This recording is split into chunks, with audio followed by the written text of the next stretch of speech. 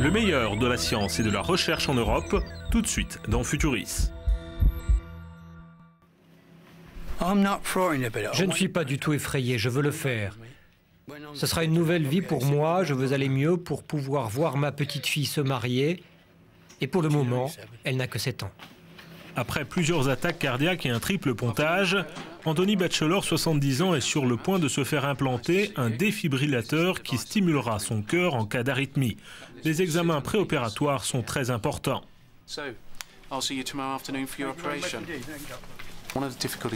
L'une des principales difficultés est de mesurer l'activité du patient et de la comparer avec les réponses physiologiques, comme le débit cardiaque, la pression sanguine, le débit respiratoire, la saturation en oxygène. Nous avons la capacité technologique d'enregistrer tous ces paramètres physiologiques, mais le seul moyen d'évaluer l'activité est de poser la question au patient. C'est une mesure très subjective par définition, or nous préférerions avoir quelque chose d'objectif.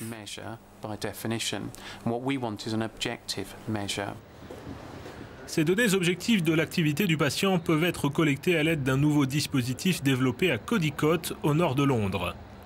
Après des tests concluants sur des chevaux, le moniteur d'activité est en phase d'essai dans le milieu médical. Il est testé sur des patients souffrant de maladies cardiovasculaires, de diabète ou d'obésité. L'engin, petit et léger, est porté à la taille par le patient. Un accéléromètre mesure l'intensité, la durée et le type d'activité menée tout au long de la journée. Il peut fonctionner pendant 24 heures. Les données sont stockées sur une carte mémoire et analysées selon des algorithmes développés spécialement pour le projet. Il n'est plus nécessaire de s'appuyer sur les déclarations pas toujours fiables du patient pour établir un diagnostic.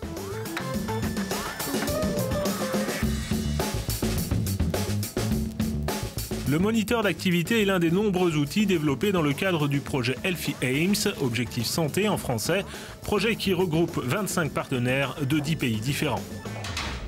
D'un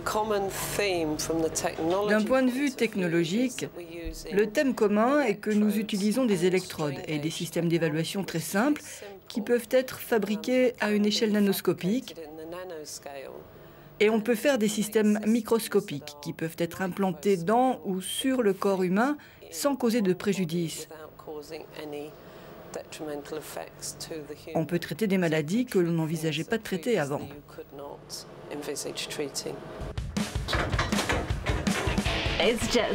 Voici mon jet ski, c'est mon sport préféré. Je profite de chaque occasion pour aller sur l'eau. J'aime m'amuser sur les vagues, je peux faire plein de choses. Ça me rend très heureuse. Marcille Elliott a survécu à une attaque cérébrale à l'âge de 12 ans, mais une partie de son côté gauche est restée paralysée. Marcie est enseignante dans une école pour jeunes handicapés. Grâce à un implant, elle retrouve aujourd'hui progressivement l'usage de son bras gauche.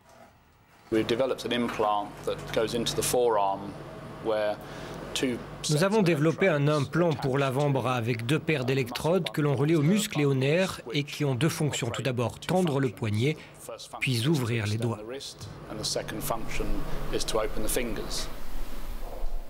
L'implant de Marcie est alimenté et contrôlé à distance grâce à un boîtier. Tout comme le moniteur d'activité, le StimuGrip utilise un accéléromètre pour déterminer sa position dans l'espace. Un mouvement spécifique déclenche une stimulation électrique des muscles et des nerfs. Marcie est l'une des premières patientes à utiliser cette technologie.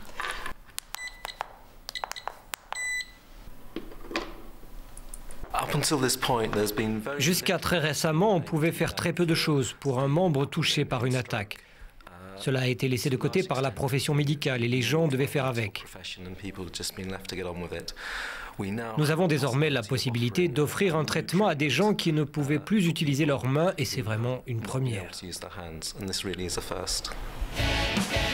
Plusieurs programmes sont inclus pour contrôler le poignet dans différentes situations. On peut sentir l'implant si l'on appuie, ça fait une petite bosse. On ne peut pas le voir, mis à part la cicatrice. Quand l'électricité traverse le bras, ça fait comme des petites piqûres. Mais rien de méchant, juste un petit picotement. Le projet Healthy Aims me passionne. Participer à ce projet pour les victimes d'attaques, ça m'aide beaucoup, c'est génial. Et ça va aider beaucoup de gens à l'avenir. Une technologie similaire est utilisée pour envoyer des impulsions électriques vers la cochlée, l'organe de l'audition situé dans l'oreille interne. À Malines, en Belgique, des chercheurs du projet Healthy Ames ont développé une nouvelle génération d'implants cochléaires. Ils devraient aider les sourds à mieux communiquer dans des endroits bruyants et à apprécier la musique. Maurice Vertonghen a perdu l'audition dans sa jeunesse, victime d'athérosclérose.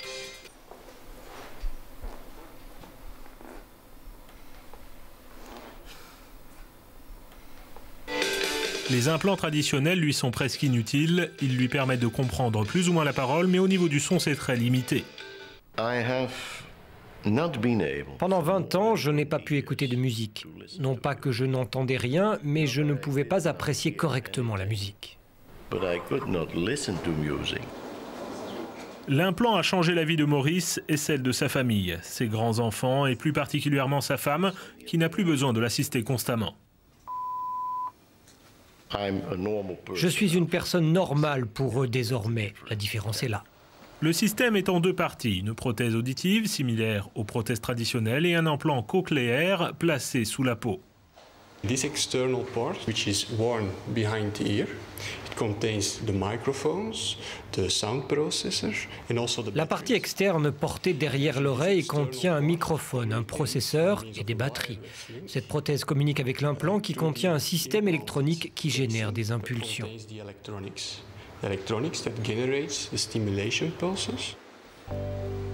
Le but de ces recherches, conduites dans le cadre du projet Healthy Ames, est de développer un système implantable complet, sans partie extérieure.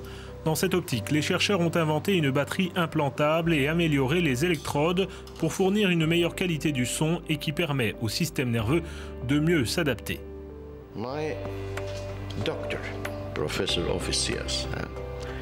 Mon médecin, le professeur Officers, ne cesse de me répéter que le principal travail n'est pas fait par lui ou par l'appareil. Le travail le plus important est effectué par le cerveau. Le docteur Erwin Officiers est l'un des pionniers de l'implant cochléaire. Il pense que pouvoir proposer des implants pour les nouveau-nés ouvrirait la voie à un monde sans surdité.